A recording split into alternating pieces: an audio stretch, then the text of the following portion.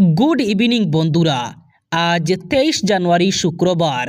আজকের সন্ধ্যার বরাক তথা সমগ্র আসামের গুরুত্বপূর্ণ খবরগুলি হলো, এবার 5টি সংকল্প নিয়ে 26-এর বিধানসভা নির্বাচনে নামছে কংগ্রেস। বিজেপিকে পরাস্ত করার জন্য ব্লুপ্রিন্ট তৈরি করেছেন গৌরব গগৈ।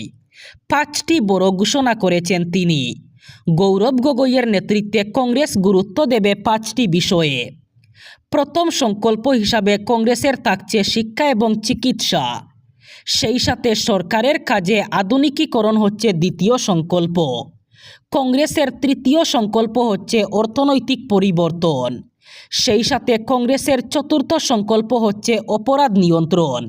এবং সর্বশেষ অর্থাৎ পঞ্চম সংকল্প হচ্ছে যুব সমাজদের নিয়ে একটানা ছুটি। এই শব্দটা শুনলে যেমন একদিকে স্বস্তির নিঃশ্বাস পড়ে, তেমনি অন্যদিকে হালকা টেনশন, বিশেষ করে ব্যাংকের ক্ষেত্রে।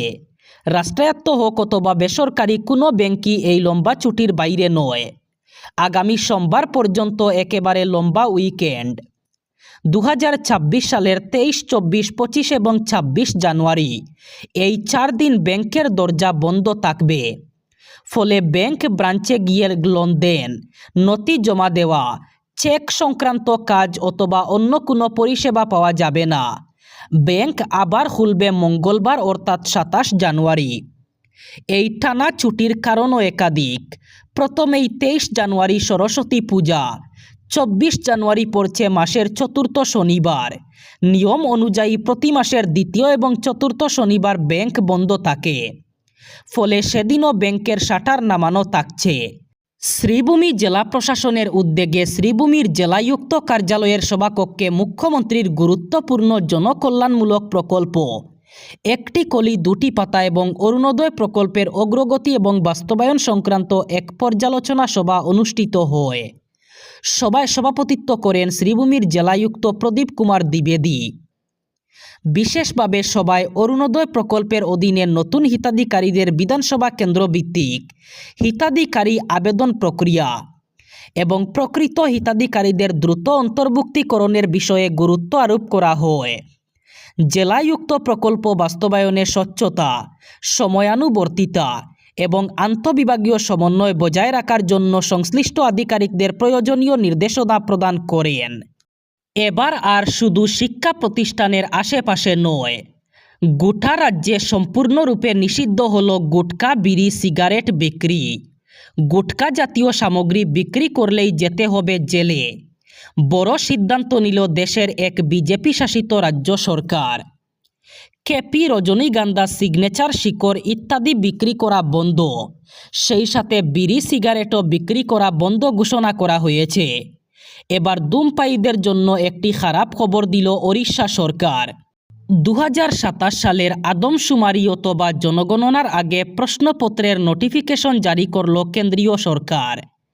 গেজেট অফ ইন্ডিয়ায় প্রকাশিত একটি বিজ্ঞপ্তি অনুসারে এই প্রশ্নগুলো হলো জনগণনার প্রথম ধাপের প্রশ্ন। এই বিজ্ঞপ্তি স্বরাষ্ট্র মন্ত্রক 1984 সালের আদমশুমারি আইনের বিধান অনুসারে ভারতের রেজিস্ট্রার জেনারেলের কার্যালয়ের মাধ্যমে জারি করেছে। ফলে বাতিল হয়ে গেল 2020 সালের জানুয়ারিতে জারি করা পূর্ববর্তী বিজ্ঞপ্তি। প্রথম ধাপে হবে বাড়ি এবং বসতভিটে সংক্রান্ত গণনা। এই পর্যায়ে মোট 33টি প্রশ্ন রাখা হয়েছে।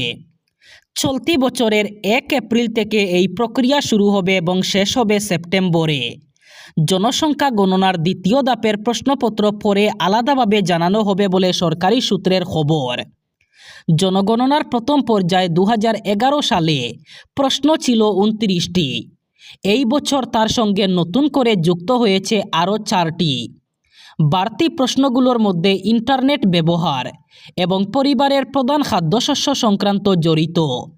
এছাড়াও নির্দিষ্ট সময়ের জন্য নিজে নিজে তথ্য দেওয়ার অথবা সেলফ এনিমারেশনের সুযোগও রাখা হচ্ছে, যা 15 দিনের জন্য খোলা থাকবে। কুকরাঝারে গোষ্ঠী সংঘর্ষের উত্তেজনা কাটতে না কাটতেই আবার অশান্তির ছায়া পড়ল মঙ্গলদইয়ে। মঙ্গলদৈ শহরের একাধিক এলাকায় গভীর রাতে অজানা দুষ্কৃতীরা পরপর মন্দিরে ঢুকে প্রতিমা ভাঙচুর চালায়। এই ঘটনায় গোটা মঙ্গলদৈ জুড়ে তীব্র প্রতিক্রিয়া এবং উত্তেজনার সৃষ্টি হয়েছে।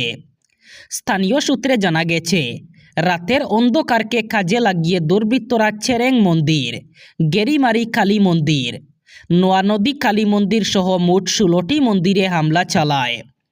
মন্দিরগুলিতে স্থাপিত প্রতিমা ভেঙে তছনছ করে দেওয়া হয়। কোথাও কোথাও মন্দির প্রাঙ্গণে ব্যাপক বিশৃঙ্খলার চিহ্ন পাওয়া গেছে, যা দেখে স্থানীয় বাসিন্দাদের মধ্যে আতঙ্ক এবং ক্ষোভ ছড়িয়ে পড়ে। ঘটনার খবর ছড়িয়ে পড়তেই বিভিন্ন মন্দিরে ধর্মপ্রাণ মানুষ ভিড় জমান। তারা এই ঘটনার তীব্র নিন্দা জানান এবং দোষীদের অবিলম্বে গ্রেফতার করে কঠোর শাস্তির দাবি তুলেন। স্থানীয়দের অভিযোগ, পরিকল্পিতভাবেই এই ভাঙচুর চালানো হয়েছে। এর মাধ্যমে ধর্মীয় সম্প্রীতি নষ্ট করার চেষ্টা করা হয়েছে।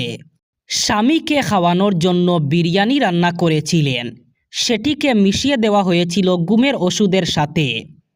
সেই বিরিয়ানি খেয়ে ঘুমিয়ে পড়তেই ওই ব্যক্তিকে শ্বাসরুদ্ধ করে খুনের অভিযোগ উঠল তার স্ত্রীর বিরুদ্ধে। ঘটনাটি ঘটেছে অন্ধ্রপ্রদেশের গুন্টুর জেলায়। অভিযোগ, ওই ব্যক্তিকে খুন করায় স্ত্রীকে সহযোগিতা করেছেন তার সঙ্গীও। প্রাথমিকভাবে এটিকে একটি স্বাভাবিক মৃত্যু হিসাবে দেখানো হলেও ফরেনসিক পরীক্ষার পর জানা যায় যে ব্যক্তিটিকে শ্বাসরুদ্ধ করে মারা হয়েছে। এর ফলে 2 সন্দেহভাজনকে গ্রেফতার করা হয়েছে। পুলিশ জানিয়েছে, এই অদ্ভুত ঘটনাটি গুন্টুরের চিলুবুরু গ্রামে ঘটেছে। মৃতের নাম লোকাম সিগনারাজু, তার স্ত্রী লক্ষ্মী মাধুরী এবং তার সঙ্গী গোপী মিলে এই খুন করেছে। আবারও জম্মু এবং কাশ্মীরে ভয়ঙ্কর দুর্ঘটনার কবলে সেনা জওয়ানদের দল।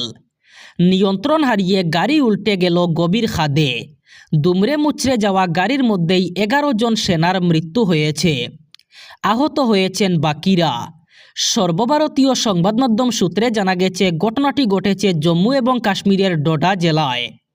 পুলিশ জানিয়েছে, সেনাবাহিনীর গাড়ি নিয়ন্ত্রণ হারিয়ে গভীর খাদে গড়িয়ে পড়ে। দুর্ঘটনায় 11 জন সেনার মৃত্যু হয়েছে। আহত হয়েছেন আরও একাধিক সেনা। পুলিশ জানিয়েছে, ডোডা জেলায় বাদেরওয়া চাম্বা এলাকায় ঘটনাটি ঘটে। বুলেট প্রুফ গাড়িতে 17 জন সেনা জওয়ান ছিলেন। বাকিরা গুরুতর আহত হয়েছেন। তাদের উদ্ধার করে নিকটবর্তী হাসপাতালে ভর্তি করা হয়েছে। এবার শেষ খবর। কারখানায় ভয়ঙ্কর বিস্ফোরণে মৃত্যু মিছিল। বিকট শব্দে কেঁপে উঠল ছত্তিশগড়ের গ্রাম। কারখানায় জীবন্ত দগ্ধ হয়ে কমপক্ষে 7 জন শ্রমিকের মৃত্যু হয়েছে। আহত হয়েছেন আরও অনেক। সংবাদ মাধ্যম সূত্রে জানা গেছে, ঘটনাটি ঘটেছে ছত্তিশগড়ের বাটাপাড়া জেলায়। বৃহস্পতিবার পুলিশ জানিয়েছে, একটি স্পঞ্জ আয়রন কারখানায় ভয়ঙ্কর বিস্ফোরণ ঘটেছে। দুর্ঘটনার সময় কারখানায় বহু শ্রমিক উপস্থিত ছিলেন। বিস্ফোরণে অগ্নিদগ্ধ হয়ে 7 জন শ্রমিকের মৃত্যু হয়েছে। আহত হয়েছেন আরও একাধিক শ্রমিক। বিস্ফোরণের জেরে কালো ধোঁয়ায় ছেয়ে যায় গোটা এলাকা। বিকট শব্দে কেঁপে ওঠে গ্রাম। স্থানীয় বাসিন্দাদের মধ্যে আতঙ্ক ছড়িয়ে পড়ে।